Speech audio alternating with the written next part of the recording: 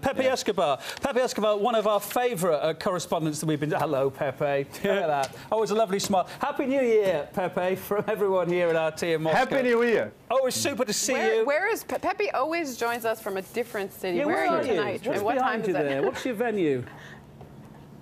Where are you, Pepe? The London Eye. Oh, that's a boring one compared to some of the locations. Somewhere there. Yeah, I think he is. Yeah. We won't ask if you've met Max Kaiser tonight. Pepe, now listen, Kofi Annan couldn't solve it. The odds are stacked against his replacement with Lakhdar Brahimi. We're, of course, talking about all the terrible problems in Syria.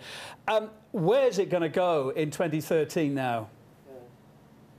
Look, it's so sad because it's very sad to say to everybody all over the world that the top geopolitical tragedy of 2013 is going to be the top geopolitical tragedy of 2011, the rape of Syria. I'm going to tell you something, it's very graphic, in fact. A few months ago in Sweden, in April this year in Sweden, Kofi Annan was delivering a lecture, and at the time he was trying to broker some sort of agreement in Syria. In fact, his whole lecture, he was confessing his impotence. So if Kofi Annan himself could not bring down the players to the same table and work out an agreement, especially because the Syrian opposition didn't want it, it's not Lakhdar Brahimi who's going to do what Kofi Annan didn't, you know. So this thing will be going on, and it's becoming like the Lebanon Civil War. It could go on for 15 years instead of just 2. It's President Assad says he's staying put, whatever. Our correspondent, Sophie Shevardnadze, spoke to him at length a couple of months ago.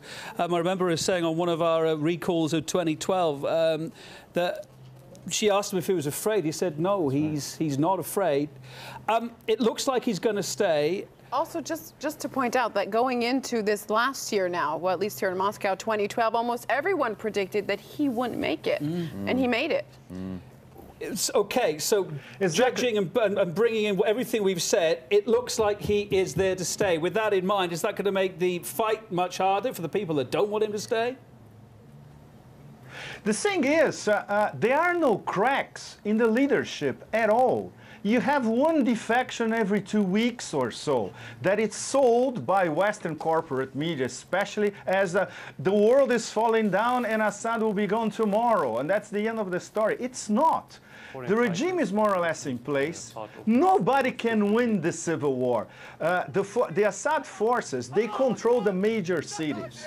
So if you topple the regime in Aleppo or in Damascus, then we can start talking about a real revolution. Pepe, For the moment, they control the ground. A final 10 seconds. If we were to hope for some good in 2013, what would you be hoping for in Syria? Syria, the only possibility would be that the opposition, in a Syrian way, decides not to listen to the Saudis, the Turks, the Qataris, the Americans, the Brits, and the French, and they sit down with the Assad government and they work out a transitional government, or at least a transitional period, leading to free and fair elections. Is this going to happen? Not likely. Thanks for being with us tonight. As I say, great to see you. Pepe Escobar there. Good stuff. Thank you. Happy New Year, Pepe. Happy New Year to all of you guys.